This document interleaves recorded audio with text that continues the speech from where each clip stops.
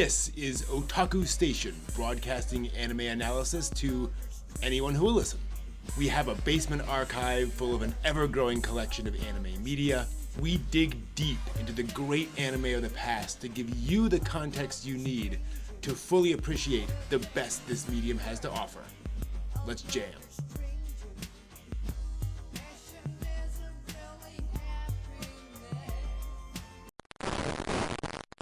Welcome to the broadcast. I hope you're having a good day wherever you happen to be right now. This is Otaku Station, where today we'll be talking about the second episode of the original Neon Genesis Evangelion TV series.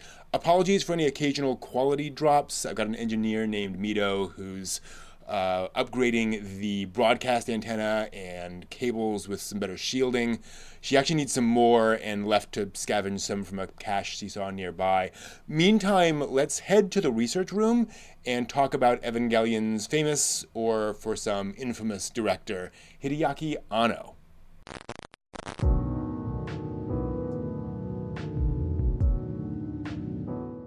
So who is this Hideaki Anno guy, and why do people talk about him so much? Well, Anno was sort of this wunderkind animator. He was a big otaku back in junior high and senior high, watching tons of anime and live-action sci-fi and that kind of stuff. Huge fan. Fan in the old classic sense, right? And he ended up more or less teaching himself how to animate and started working on various both side projects and also ended up working in the industry. For example, he basically, while he was working on these projects, he answered a call to action in the magazine Animage, looking for animators. They were looking for animators for this new anime film project that they were trying to get off the ground called Nausicaa: The Valley of Wind. And so he joined that team and animated on that movie. He animated the God Warriors specifically, particularly the infant God Warrior with the cross-shaped beam attack. That's where that came from. Imagine that. So that was a big feather in his cap. He also worked on the original Super Dimension Fortress Macross series. Now, I'm not sure about timeline here. Macross came out before Nausicaa, but the production timeline on Nausicaa may have been quite long, so that may have just been they were working on Nausicaa for years. I don't know. Point being that he also worked on what ended up being this legendary high-budget anime series. Now, again, note, Macross came out when anime budgets were generally quite low, and they got a high budget and spent a lot of it on high-budget action animation on screen. This was one of those shows that really demonstrated to the public in Japan that anime didn't have to look cheap, that anime could look awesome. So that was, again, big feather in Anno's cap. Now, those side projects he was working on were mostly for this small group called Studio Gianax. They were basically a bunch of otaku who were funding and trying to get various anime off the ground. That's a whole other story, but point being, he ended up directing a variety of stuff for them, including Nadia and the Secret of Blue Water. And this is what he was working on just before Evangelion. Now, Nadia is important because it marks a turning point for Anno in a particular way. The story goes that as the show was going, Nadia, the character, the blue-haired girl there, she became so popular with fans that the powers that be came in and said, hey, could you add some more episodes in the middle of the show just featuring Nadia, because the fans just want more Nadia on screen. And apparently this really annoyed Anno. And kind of reading between the lines, I think it's because while Nadia is the main character, one of the main characters, kind of the central character, she's part of the story. And the idea of featuring a character just to feature the character because people are kind of idolizing her beyond her importance in the story and her role in the story really felt wrong to Anno. He grew up at a time when plot was king, when the whole reason we watch these things is because of the complex plots. and the animation and so forth and so on. But like this idea that otaku were getting so focused on their waifu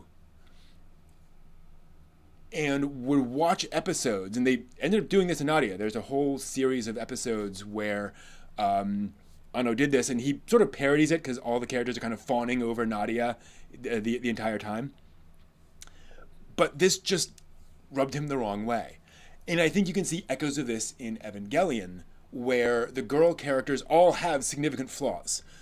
There are serious things about each of the girls that would make you not necessarily want to date them, right? and again, I think he was saying I need to bring these characters off pedestals because I don't think it's healthy for otaku to be that obsessed with these characters. Now, obviously, he failed in the sense that Asuka and Rei from Evangelion are among the most idolized anime characters of all time. Arguably the most, right? But again, I do think you see that DNA in his choices for Asuka and Rei. So yeah, that's just what I wanted to talk about in terms of his background into the show. I think that's kind of the most interesting, relevant bits. Hope you found that helpful. Welcome back. I hope you found that useful. Quick update. Mito returned with the parts, but she's hurt. She'll be fine, but she said she was in the territory of a garbage panther and just hoped she could avoid it. I've patched her up and she's, resting downstairs in the cafe, but I don't know why she'd scavenge someplace where a garbage panther is around. That's not good. Like, that's unsafe to a bizarre degree. So I'll check in with her later. Meantime, let's get to the analysis of episode 2. A few things to watch out for. The first is the structure of this episode compared to the previous one, how we jump back and forth in time. The second is how the staff of Nerve treat Shinji. Interesting. And then thirdly, what we find out about the world, little trickles of information provided throughout the episode. So yeah, let's see if we can get John and Steve on to talk about episode 2 of Evangelion. It looks like we are online. John and Steve, ready for EVA episode 2? Yes. We are. Let's go. It's interesting there's no recap. Right. Yeah. A lot of shows would give us something to explain what's going on, but nope, we're just right back into the action. I think they chose a good moment to do that because now he's just facing this. He's a pilot facing a big monster, but still. As ridiculous as it sounds, is just concentrating on walking, and you're just like, okay, whatever. He's supposed to be his pilot, and then you stop and realize, yeah, he doesn't know anything. Yeah. Mm-hmm. And it goes totally against the trope of being the guy with the joystick or the kid with the joystick, or Amuro somehow being able to transfer the knowledge from the book to his head to actual movement. Mm-hmm. And but you have to stop and think about it. It's how he doesn't know how to walk this. Probably somebody said press that button, and do these things, and then go. It's like driving a stick shift. It's like for the first time you're like, oh god, I'm gonna grind this engine to the ground. Mm-hmm. It also tells us that just walking is a victory. Yeah. Which says a lot for what they think he's able to do. Like it's odd that like, oh great, he's walking. You need to do more than that to fight a giant monster. Yeah. So the implication obviously being that if he can walk, he can do the other things. But still, it's kind of setting stakes. And then of course there's the symbolism of he's been very static and closed in, and now he is moving forward. I just want to call out, he doesn't scream.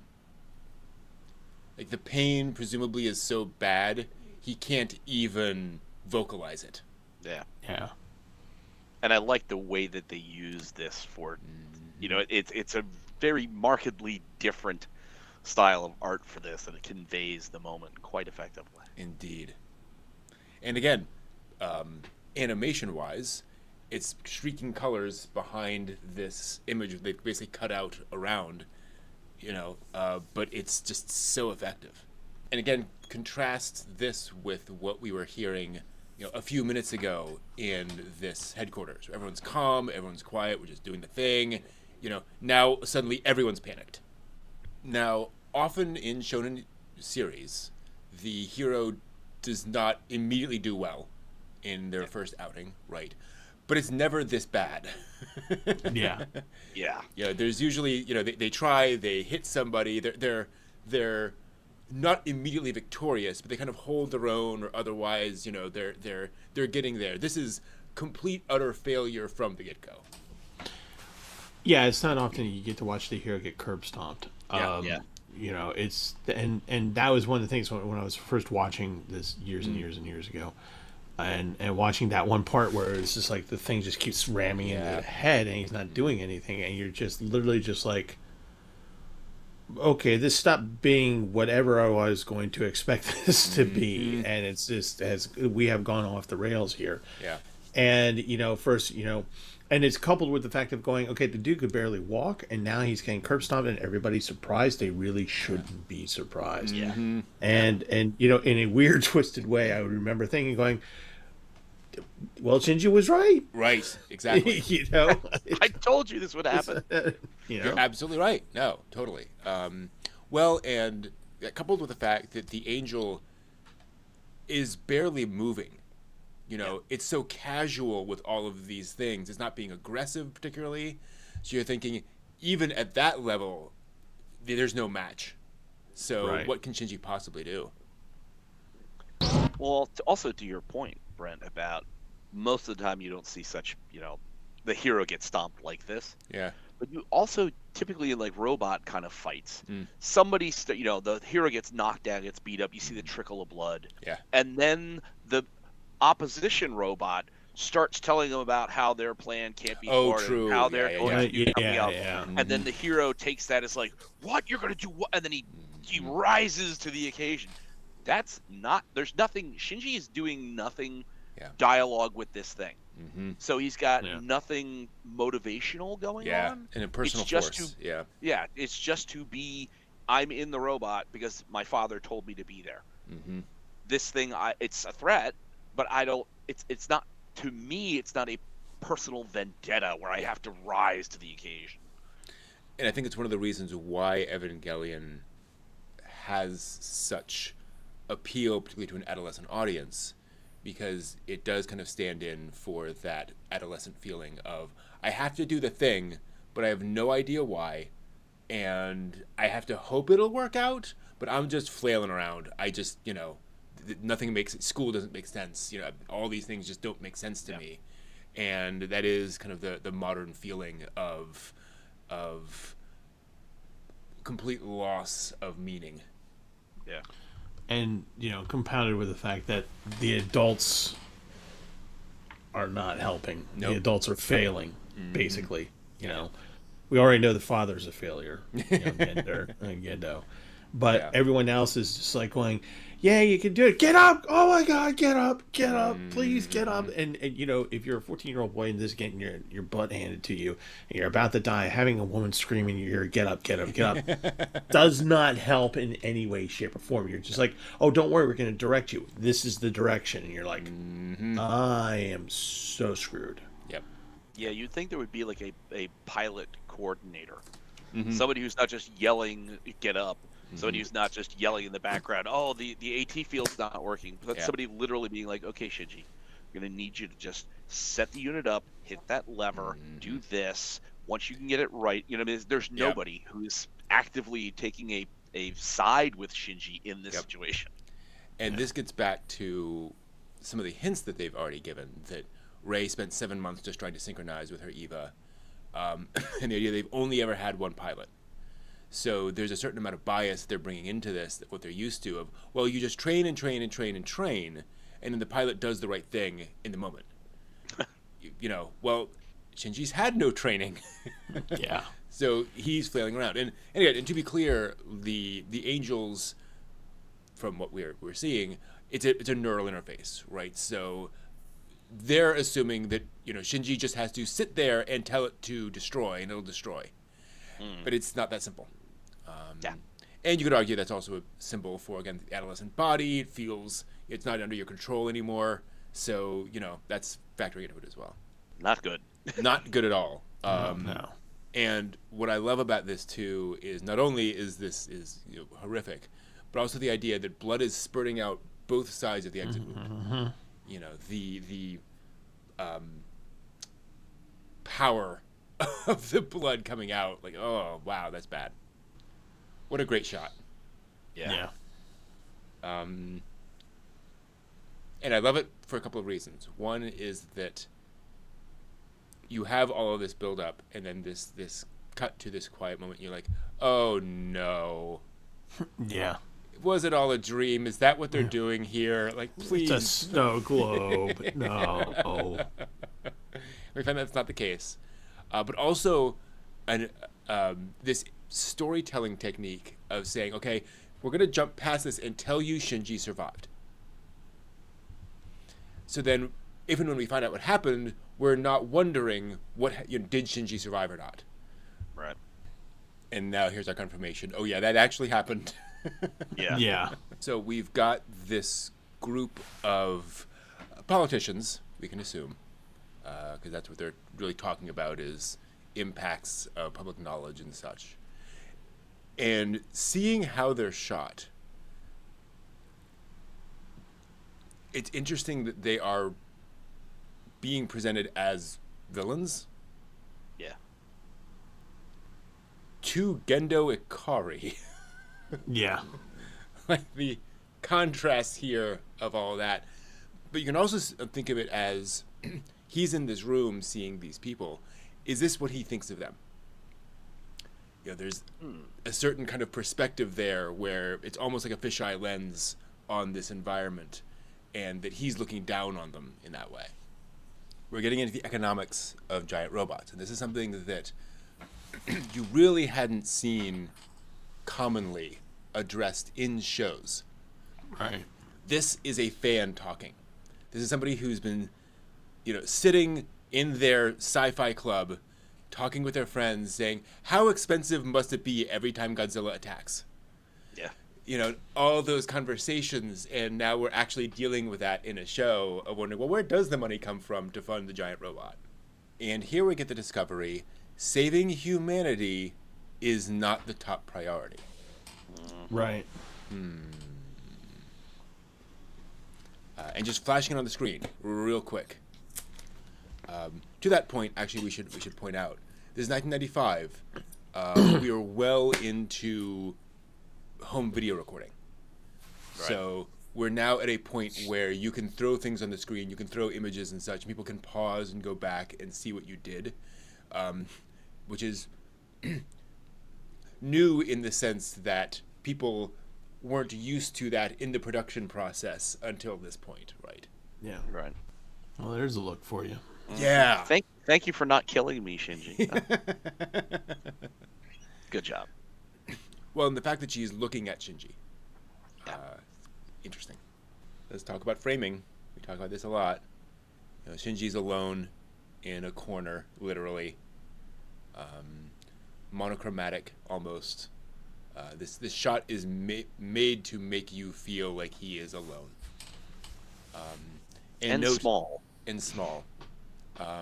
And he is not interactive with any other real human beings other than Rei going past. No one's there for him. So I think this is one of the key emotional shots of probably this and the previous episode. This is Shinji trying to figure out what on earth is going on. And trying to process why he felt his arm break, but it really didn't. And I say that because, again, Evangelion can be read as Shinji dealing with adolescence, with things not making sense.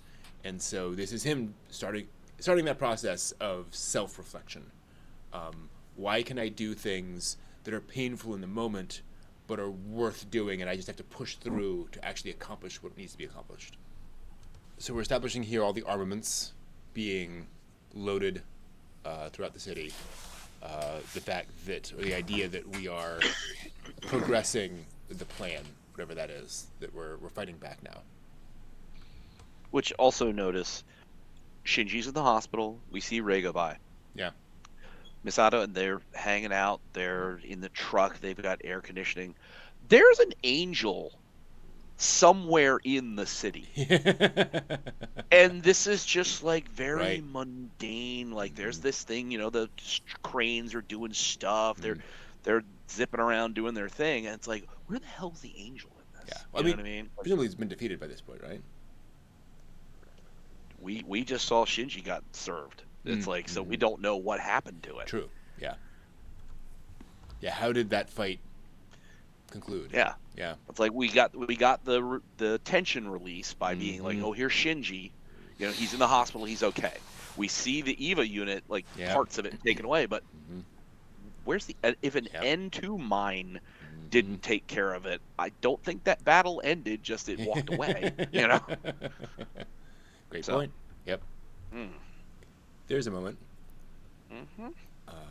And just to call out what's happening there, that elevator opens on some floor that Gendo wants to get off on, or got onto the elevator on, and he decides not to get on the elevator because Shinji's on there. And Shinji can't even look at his father, which, again, what happened in that fight? Yeah. Yeah. Of course, it's always nice to see that, Gendo really said, "You're doing good. I'm glad you're out of the hospital, Shinji." Yep. Thank you I'm for glad that you didn't heartwarming die. moment. Yeah. As opposed to the look of like, you broke my EVA unit, you little bastard. Like, note Shinji's reaction to this. Right, Misato's doing what is obviously a very kind thing. Shinji's just in the background. He's not apparently have reacted to this in any surprising way. He's just passively waiting for the next thing to happen. Again, people are talking around him. Yeah. You know what I mean? It's like, this is kind of an important thing. Like, you're going to not just be going to a empty apartment, you're going to be living with somebody. And it's like, he has no say in it. He has no like particular participation in it. They just all, the decision's already been made. Yeah. Did you ask Shinji? You know? Yeah. And complicated by the fact that, would Shinji care if you asked him? Yeah. You know? Yeah. I mean, he'd care, but would he say he cares? Right. We all know if one thing survives the apocalypse in Japan, it is konbini. Hell yeah.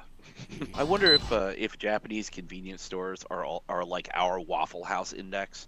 That depending on the scale of the disaster is how many of the 3,000 konbinis in Tokyo 3 are open or permanently closed, where it's like, oh, the scale of the disaster is massive.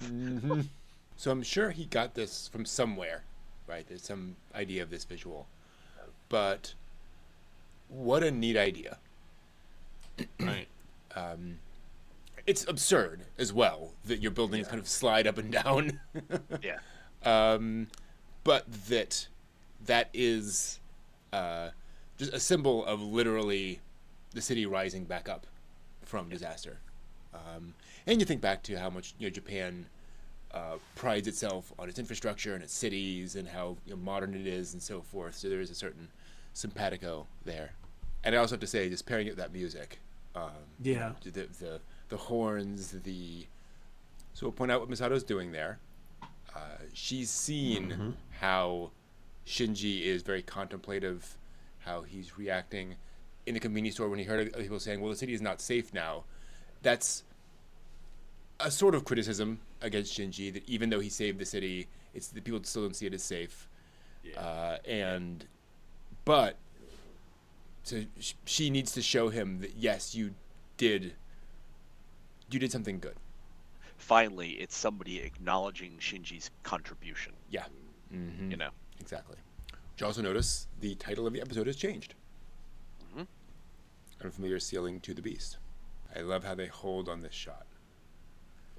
That this is Shinji not wanting to move forward, but he has to.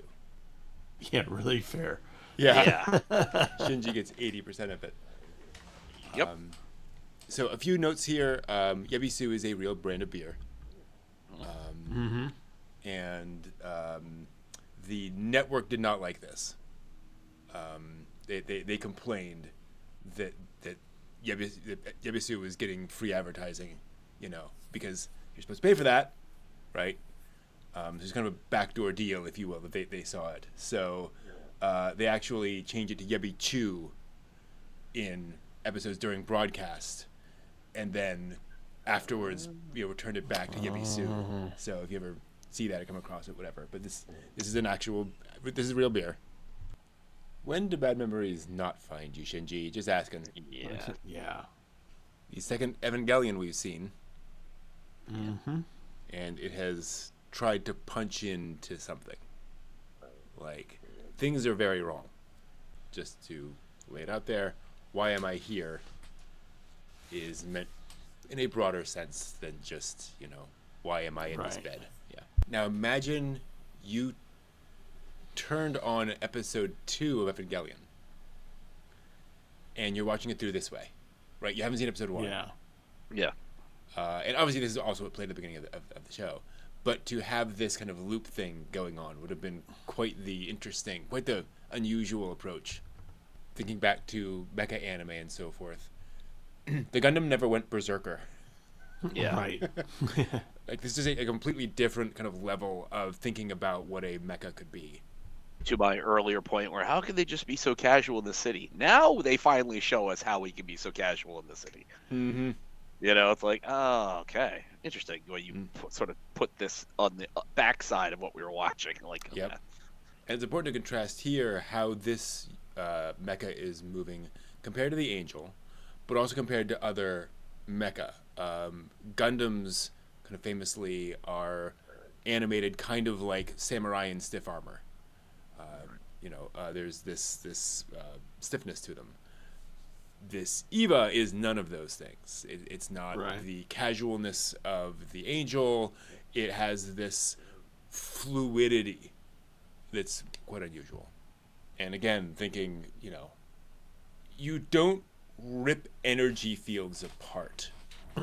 Right. Like, physically. This is so weird. Yeah. So we have the explosion here, which just knocks the Eva aside, doesn't obliterate it or anything. Yeah. And then I find it interesting that there's no real background here. It's just purple blotches, which adds a little impact to the moment. But I don't know really why they did that if they just didn't have the right background for that moment. Are you looking down the explosion? So it just fired a beam off, and the Eva sort of kind of moved out of the way, and now you're looking at the back part of the beam that's going downrange. True. You'd think that would be more bright white, though, right? Or yellow? So my thought on this is that we're being told that Shinji's not piloting right now. Good point. And that the Eva is operating on its own because it's moving with perfect fluidity. It's moving, it's on its own. It's doing its own thing. Mm-hmm. And this background is probably telling us that its own perception of reality of what's going on. It's angry as F at what happened to it, and it's just going, no, we're berserker. So this is probably the perception of the Eva itself. I think you're absolutely not right. Anybody. Yeah, that's a great point. I like that. It's breaking the arms of the Angel, but also more importantly, it's breaking both of them. Which A establishes power, but E establishes the berserker. You hit me, I'm going to hit you back twice as hard. Yeah. So just pushing a whole building. Not how buildings work. Right. But again, this is what sci-fi fans want to see in this sort of action sequence. And when and again, you see Godzilla bashing into buildings and so forth and so on. This is part of the kind of landscape of toys that they're all fighting in, and so it just makes logical sense, right? The mind accepts it. We're pretty sure this is going to happen, but more importantly, this is a god warrior. This is precisely the imagery, like without the staff. But this is just what they look like at the beginning of Nausicaa. So the Eva is a monster as well, not just in the sense of berserker power, but like it's scary. Yeah. Well, the berserker where it's smashing the orb. Mm-hmm. You want to talk about going demented monkey, to borrow one of Dave's phrases. It's not even using a weapon. Mm-hmm. It's just like a chunk of the concrete. Yeah. Yeah, and it's just smashing it like a demented monkey. Mm-hmm. Very feral, very primal. Yeah. Mm-hmm. What a fascinating expression on Shinji's face, now that the Eva is returning, he has no idea what just happened. Yeah. Yeah. He's not even clutching his head. Like there's nothing. He's just what is this? Yeah. Well, Yeah. here's a thought. He's interfaced with the Ava, right? And even though it was starting to disconnect a little bit, Yeah. he was probably in sync with its mind, and he's probably just like thinking, "What am I thinking? What is it thinking? Is it which one of us is thinking? What is this?" Because that was just insane. What just happened? What just went through my mind? Yeah. Too much info. Yeah. Yeah. So to that point, like why does Shinji scream at that moment? Because first he's processing, just trying to understand, glad he's alive, feelings clearly as well. But then he looks to the side and sees the eye regenerate on its own. But then also like apparently look directly at him. Like it's looking into his soul. Yeah. Well, I mean, he quite literally, at this moment, recognizes he's in the belly of the beast. Yeah, exactly. You know what I mean? Like, it's one thing. Yeah. It's one thing for a giant robot show to be in the robot, and then it loses power or whatever. And you're trapped in the robot, but it's still a robot. Mm-hmm. You know what I mean? At some point in time, you can blow the bolts and get out. Yeah. What a horrible recognition that you're not just in something synthetic. You're in something that's alive. Yeah. And it's like, Yeah. how do you get out of the guts of some giant monster? Yeah. And like, that's got to be terrifying as hell. Mm-hmm. Absolutely. Well, and we talk so much about how in traditional mecha, the mecha is an extension of the pilot, right? It's what allows the pilot to do the things that the pilot does. This is not that. The pilot is almost subordinate to the mecha at this point. Yeah. He is not in control. One of the things I never thought of before, but again, talking about the interface in this particular moment, he's inside, he's connected with the thing, he's trying to process all this stuff, and I'm wondering if like maybe what the Ava was doing when it kind of regenerated and just went in and just went all out on the angel was because of fear and madness and pain, and everything that Shinji's feeling is transferring from Shinji to the Ava, and the Ava is just acting on it and it's just going, this is what I want, this is what I need, which makes it all the more horrifying for a pilot, because when you realize that what you're giving it is all your pain and anguish so that it can be a brutalizing monster. Yeah, absolutely. We know the Eva acted to protect Shinji earlier, and that is what it's doing now. Technically, it is. Oh, you are horrified and in tremendous pain, so I'm going to destroy this thing for you.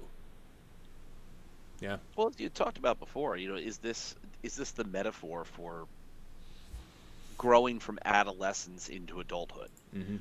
That oftentimes it's said, oh well, when puberty comes along, kids get like some get more angry, some get more sad, and it's like this is Shinji's metamorphosis. Yeah. He is coming out of his isolation. He's dealing with a lot of disparate feelings and experiences that he doesn't know how to work with. Yeah. And the berserk rage of the Eva is the turmoil within Shinji that he's trying to keep a cap on. Yeah. And that he's looking into the abyss, and it's looking back. Mm-hmm. Yeah. And that's where it's a shocking revelation to himself. It's like, oh God, I am a monster on the inside. Yeah. Not to trivialize, but the Evangelion is pimples. Right? It is, wait, my body is not under my control. It does these disgusting things that I don't want, but I can't just stop it. Yeah. What do I do? I'm disgusting. Yeah. I'm a horrible, horrible thing. Yes. Mm-hmm.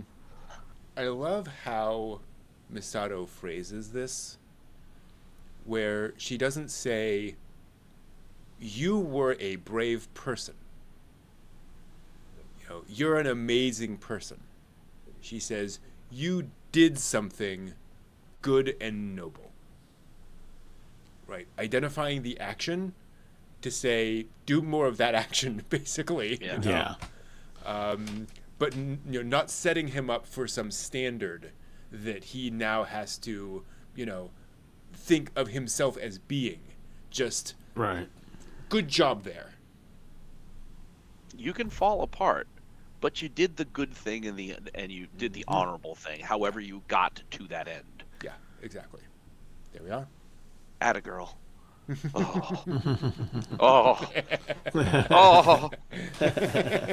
Oh, get the flip down. Oh. Yeah. See you, Space Cowboy. Oh. Yeah, right. So that was Unfamiliar Ceiling. Yeah. Episode 2. What stood out?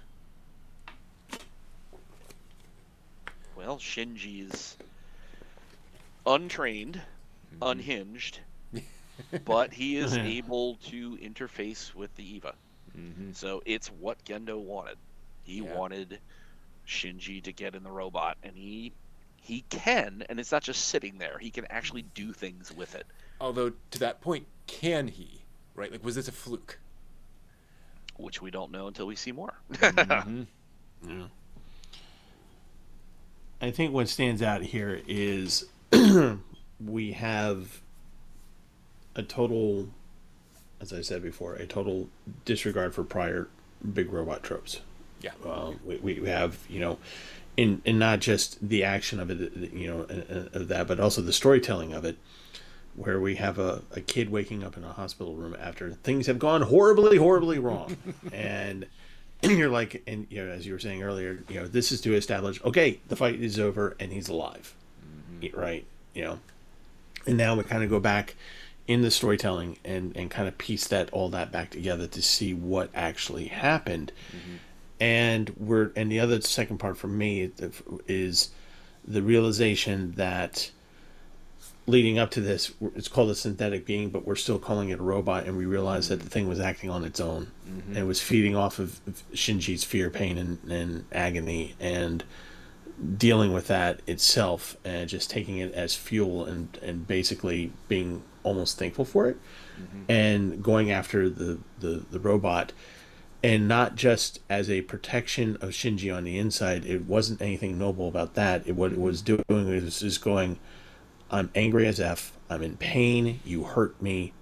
I'm going to curb stomp you into hell and back.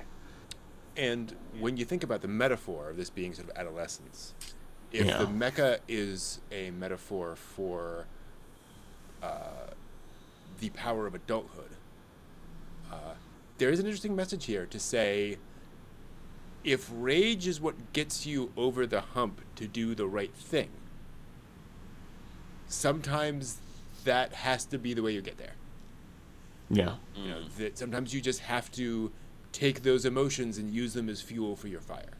It's not ideal. No one's pretending this is ideal. Yeah, exactly. Yeah. But that especially as the adolescent, if you don't know what to do, but something is really angering you, that's a signal. And not to necessarily act on it every time, or not in the moment, but to not deny those feelings. Here's an interesting question. And I know I keep linking this back, and I apologize. It just keeps occurring to me. The student rides. Adolescents trying to channel their upset, their anger, their rage, and sometimes, as you're saying, if you channel that rage in a way, you can get change. You can get things to happen.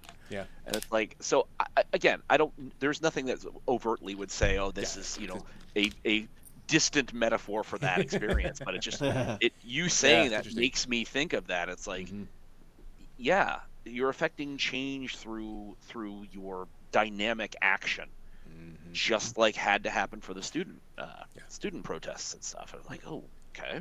Yeah. Cool. Now remind me, John. Have you actually watched this whole thing all the way through, the original? Eva? Yeah. I think I did. Because we were going to review it, I thought, at some point. So I watched at least enough that geez, I get it confused with the movie, so I thought I did. Yeah, or maybe I'm confusing it with the movies, but Gendo Ikari's Student Days. Oh. I remember that being covered, and him, Gendo, meeting Shinji's mom. I think that's in the movie. In the movies? Okay. Gotcha. Okay. It's maybe mentioned, but I don't think they Yeah. Go into that much detail.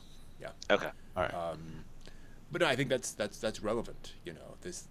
And I think also any story about adolescence needs to, or benefits from addressing the fact that adolescence is a time of strong emotions, of feeling things strongly, and what do you do with that? You don't just stuff it down. You don't act on it in the moment, but you need to find your appropriate response there. Right. There's also kind of the darker metaphor here, or the darker element of it here, that Shinji's just been going through a lot of abuse. And I don't mean direct abuse, but it's when somebody else is controlling you, that's abusive, right? Yeah. And he's just being controlled this entire thing. And this is Shinji finally acting out about that, of saying, okay, I'm not going to fight any of those power figures, but this is something I can take that out on. Right. Well, emotional neglect is a type of abuse, and I think Gendo's probably, not really a great emotional support dad. No. Just saying. No. Now, a question for the two of you who have seen or know more about Eva. What is the point of Pen Pen?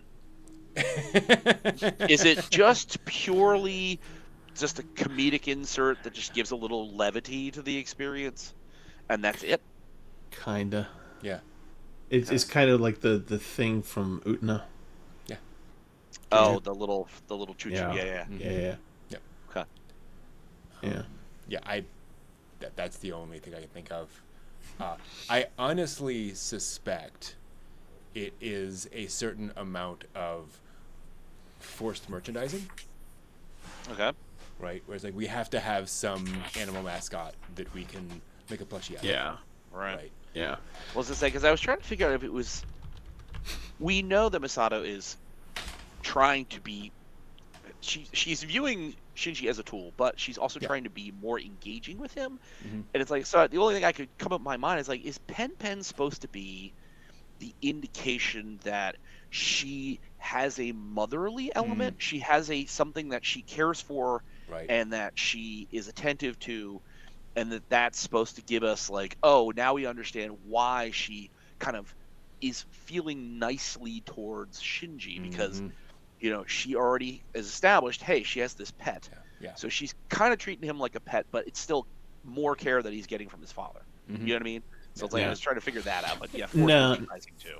Yeah, I think Pen Pen is just Pen Pen. And but you bring up a good point about Misato in this episode, and that is we see her growth towards Shinji. True. And she is probably right now unfortunately, and the reason why I say unfortunately because she has her own issues that she's going to deal with. And you see this later on in the series, but she's dealing with her own rampant alcoholism. But but the point is that she is seeing this kid Shinji as a kid, and she's not looking at him like she would look at Rei. She, she doesn't quite have that connection with Rei that we've noticed yet, right? And she's offering him a place to stay, and and to be clear, there's no love interest here. I mean, there's about a ton of fanfic that's been written about that, but that is not the thing here. She is not quite feeling motherly, maybe as an much older sister, an aunt or something, the cool aunt.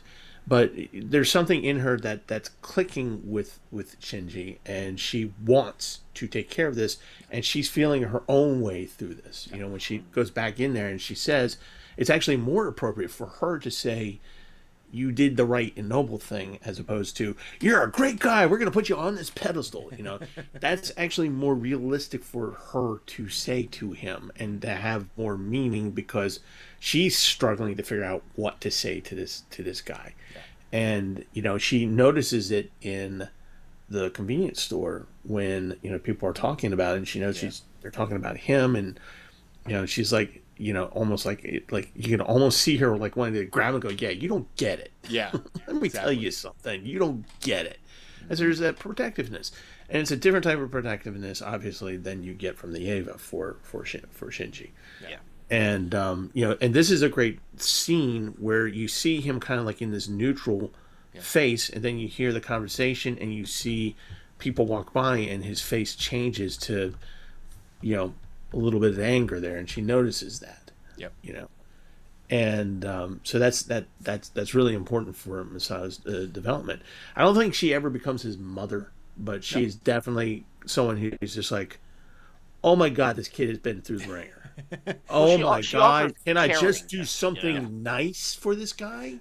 Can I just be nice to him? Will that be enough? There's just that drive of wanting to do. And as she admits, she's just like, at first I was doing this, using him as a tool to get the thing done. Yeah. But now I feel bad about that, but I also need to somehow work with this. And also, she's being a little unfair on herself. When she meets Shinji, she strikes up a conversation with him. She's asking how he's doing. So you don't have a good relationship with your father? Just like me. So she's clearly immediately establishing some sort of connection with him. But like, to your point, I think, if Misato had been male and grabbed Shinji, had wow, quite the opposite of that. If Misato had been male, this whole sequence would have gone essentially exactly the same, right? Come live with me, it'll be fine. Everything we'll take care of.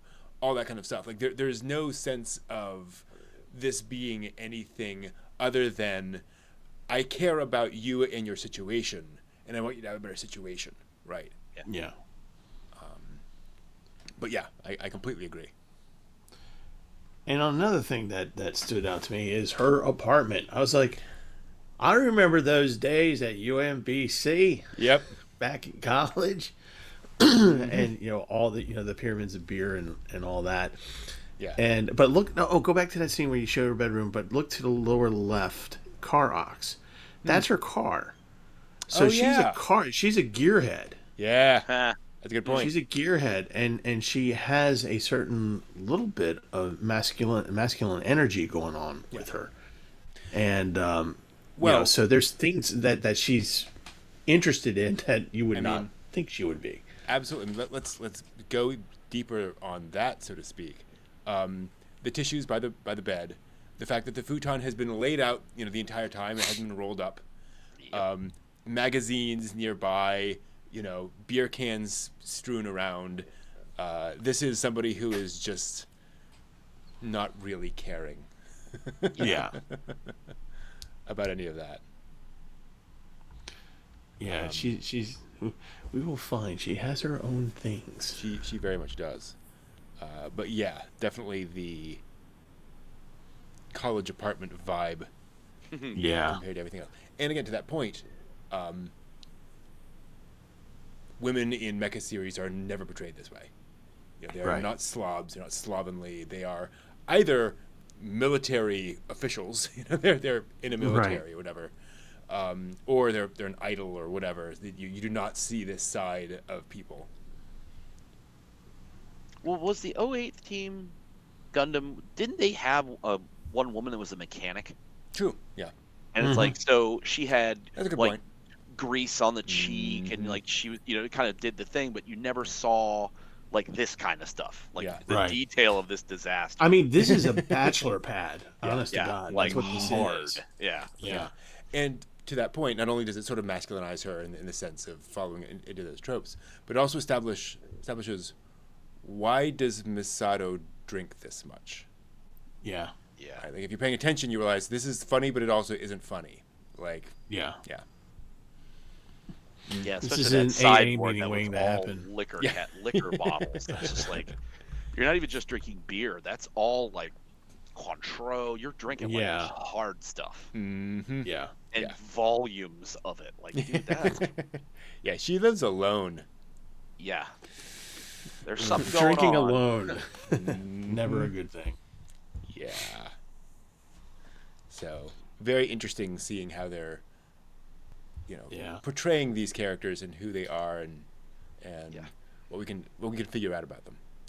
So the booze geek in me is just looking at how they massacre the names here. I see Campari. I see White Curacao, which is supposed to be Blue Curacao.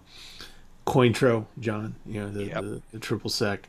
Irish I mist, think I'm going to assume on the... yeah, and I think that's like what Kahlua there behind the that probably. Yeah.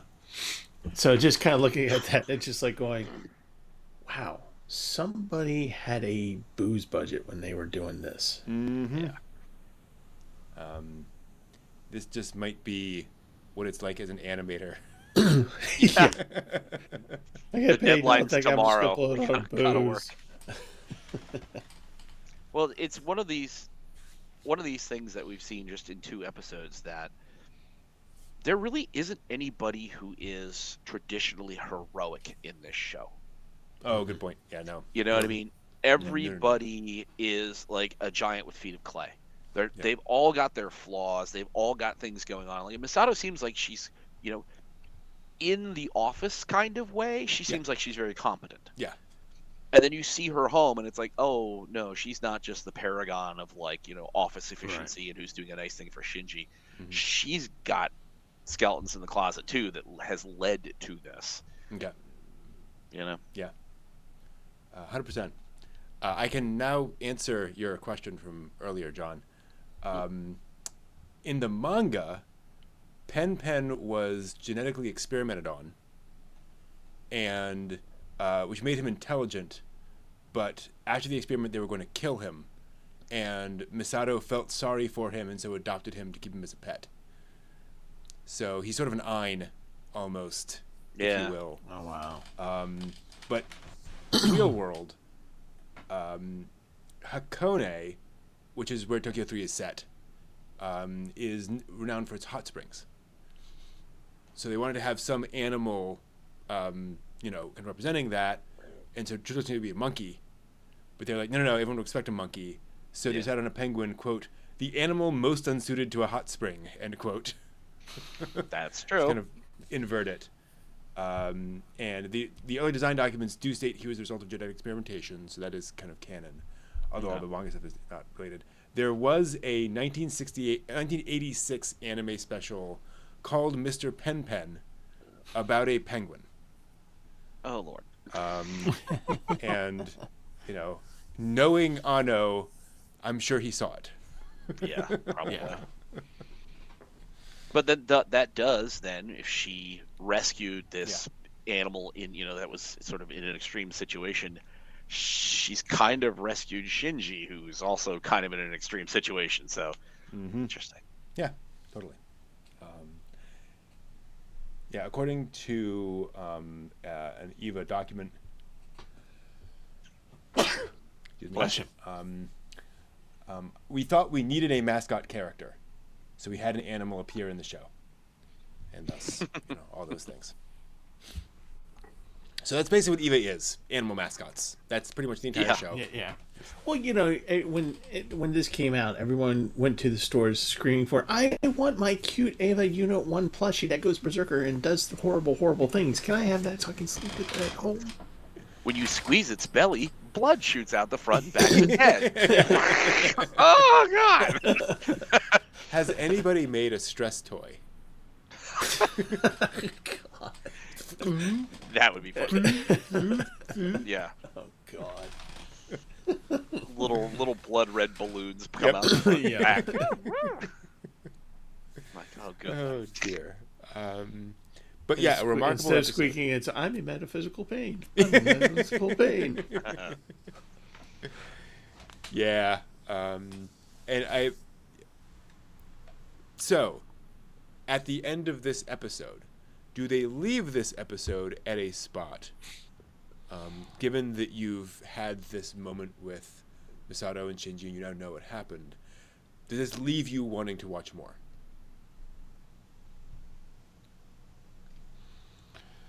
It kind of does, because the final shot here is Shinji. You know, she says the nice thing, but Shinji is just like, look at the expression on his face. It's like almost like he's scared of that. Yeah. And he doesn't know how to process. He's so used to being either a non-entity or trotted on. When someone says thank you, he doesn't know what to do. Yeah. And that's horrible, and that's sad. And he doesn't know how to process that. And we get a interesting visual, and we're wondering what the importance of the digital tape recorder. Mm-hmm. As he's clicking through songs and different songs are playing, and he clearly has a playlist there, but we don't know what that is, why the music is important.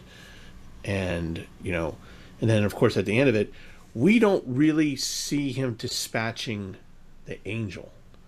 So we're kind of like, how did that happen? Well, so will we be told that? What's it? Well, yeah, it blew up.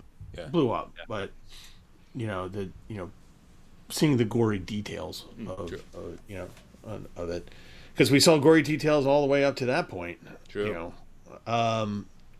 But yeah, I think that people would want to see this. But I would say that if you wanted to make this a 2-episode OVA, you could actually end it right here. Yeah.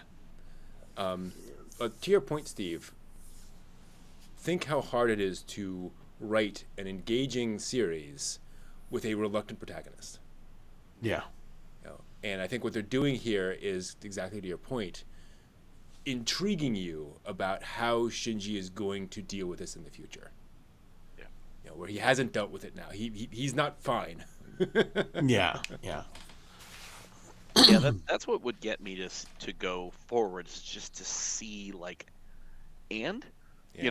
you've had this thing happen. You're now sort of aware of what's going on with the Eva. Now where do you go from here? Yeah. Do you rise to the level of training and getting in the robot and trying to see how it works and understand it? Do you just clam up and then wait until you're forced to deal with the robot again, and then so you're constantly at battle with this thing you don't understand? Yeah. So that would be the thing that would get me to see the next episode, is like, how are you developing this? Okay. Yeah. Agreed. Interesting stuff. So that's episode 2 of Evangelion. Welcome back. I hope you found that useful. I did talk to Mito. She admitted she's always been quiet and was even more quiet, if anything, growing up, and was so passive that she watched things fall apart without doing anything about it. I didn't press for details, but I think I get a sense of what that might be. And she doesn't want that to happen again, so now she pushes herself to get things done, sometimes a bit too much. I can't fault her for that. Sometimes you have to push yourself, and sometimes you find out where your limits are. She'll be fine, and hopefully a little wiser. Anyway, thanks for watching. Until next time, watch more anime.